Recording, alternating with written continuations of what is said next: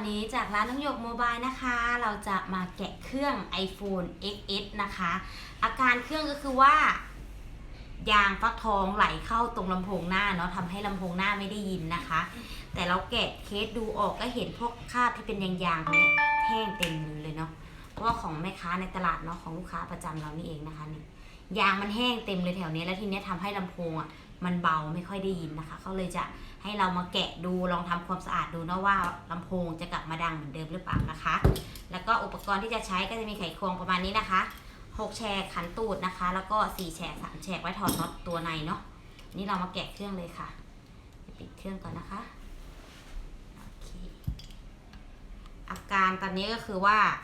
น้องแจ้งบอกว่าพี่โยกยางฟักทองอ่ะที่ร้านอ่ะผ่าฟักทองไว้แล้วโทรศัพท์อยู่ข้างใต้ไม่เห็นยางมันไหลลงไปทำให้ลำโพงไม่ดังแกะให้ดูให้หน่อยนะคะนี่เราก็เลยจะแกะลองดูเนาะเพราะว่าตรงเคสแกะออกมายางมันเป็นคราบแห้งเต็มเลยเนี่ยคล้ายๆเหมือนกาวเหมือนกันเนาะเวลากาวเวลายางมันแห้งอ่ะเราจะมาแงะออกนะคะ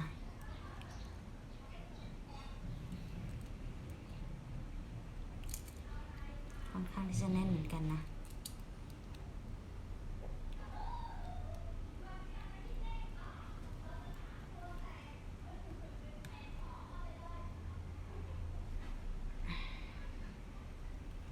นี่นะคะ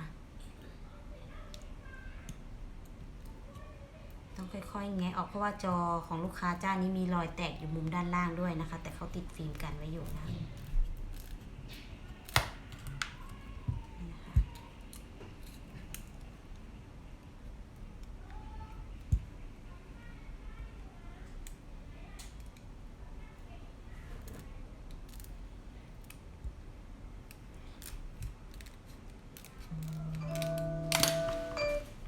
เวลาเราถอดมาต้องค่อยๆเลาะนะคะเพราะว่าด้านข้างจะมีแพรนะคะนี่นะคะนี่ค่ะตรงนี้ที่ลำโพงที่ยางฟักทองเข้าแล้วก็ไม่มีเสียงเนาะเดี๋ยวเราลองแกะออกทำความสะอาดดูก่อนนะคะนี่ก็ด้านในก็จะเป็นน็อต3แฉกนะคะนี่ค่ะ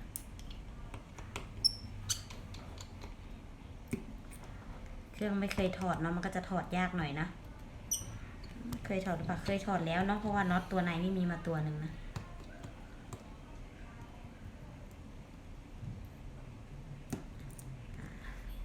3แฉก3ตัวแล้วก็4แฉกตัวยาว1ตัวนะคะจริงมันจะมีน็อตตัวอีกตัวหนึ่งอยู่ข้างบนสุดเนาะเพราะนี่ของเขาไม่มีมานะคะนี่ค่ะแล้วก็ถอดแบตเตอรี่ออกก่อนนะคะแบตเตอรี่ถอดแล้วก็ถอดแพรจอแพรทัชสกรีน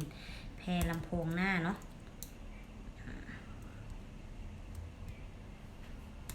นี่นะคะแพรชุดนี้ที่ทำให้ลำโพงหน้าไม่ดังเนาะนี่นะคะตัวเครื่องปกติไม่ได้มีปัญหาอะไรนะคะแต่ก็คือที่มีปัญหาคือตัวนี้ลำโพงไม่ดังนะคะเราก็จะแกะดูตัวลำโพงก่อนนะคะว่ามีคราบยางฟักทองค้างอยู่หรือเปล่าแล้วทำให้ลำโพงไม่มีเสียงนะคะตัวลำโพงหน้าตัวกล่องนี้ก็คือจะเป็นตัวแพรสแกนใบหน้าด้วยนะคะตรงนี้แล้วก็ที่ข้างบนก็จะมีน็อตแค่3ตัวนะคะเราต้องรื้อดูก่อนนะคะ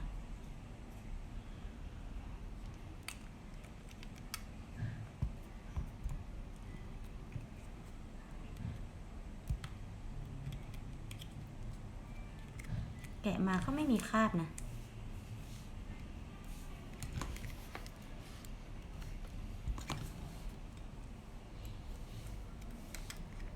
อาการที่ลูกค้าแจ้งก็ไม่เจอ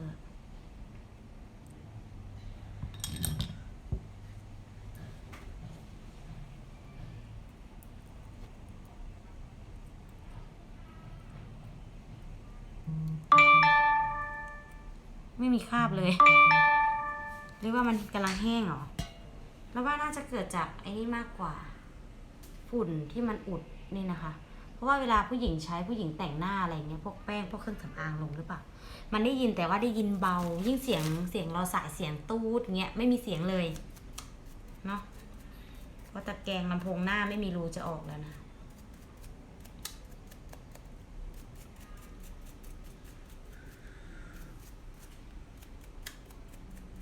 ราะว่ายางมันก็เป็นคราบแห้งแค่แถวนี้นะคะนี่ที่เราเห็นเนี่ยเขาก็เลยเข้าใจว่าลำโพงที่มันเบาเป็นเพราะยางฟักทองลงไปหรือเปล่าเนาะเพราะนี้เป็นเครื่องโทรศัพท์ของลูกค้าร้านขายผักเนาะนี่นะคะยางมันเข้าแค่แถวนี้แต่ข้างในไม่ได้มีเลยแต่ที่ลำโพงไม่ดังเราว่าเป็นที่ฝุ่นมันอุดลำโพงหน้ามากกว่าเนาะเดี๋ยวลองทำความสะอาดแล้วลองประกอบดูเนาะว่าเสียงมันดังแรงขึ้นเหมือนเดิมหรือเปล่านี่นะคะ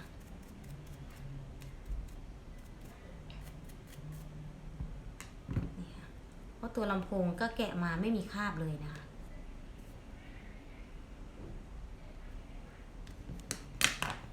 โอเคเดี๋ยวเรามาประกอบดูนะคะ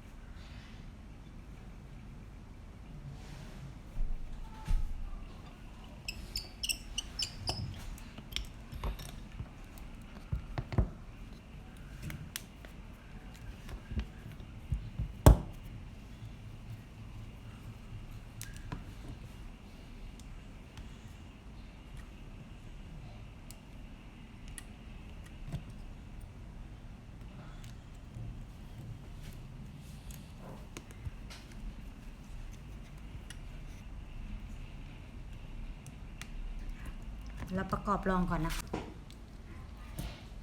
เดี๋ยวเราลองกดโทรดูก่อนนะคะเพราะว่าเมื่อกี้ไม่มีเสียงเนาะ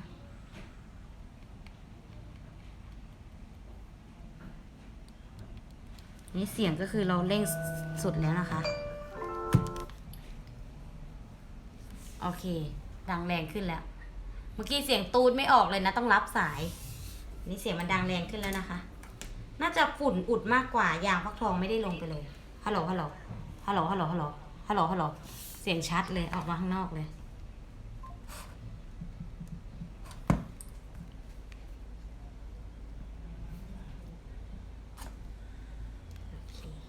นี่เราก็มาใส่น็อตประกอบนะคะ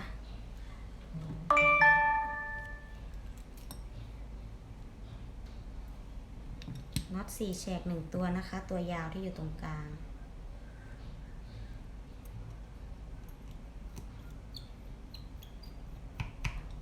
แล้วก็3 แฉก3ตัวค่ะ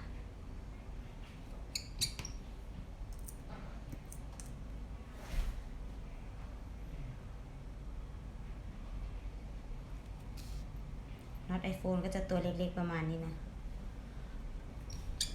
สังเกตเวลาเครื่องตกหรือเครื่องหลุดมือเนี่ยน็อตมันชอบหลุดเพราะว่ามันตัวมันเล็กนี่นะคะเสร็จแล้วก็ประกบลงได้เลยค่ะ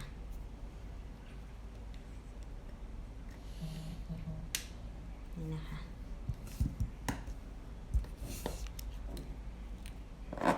เสร็จเรียบร้อยแล้วก็ใส่น็อตตูดค่ะ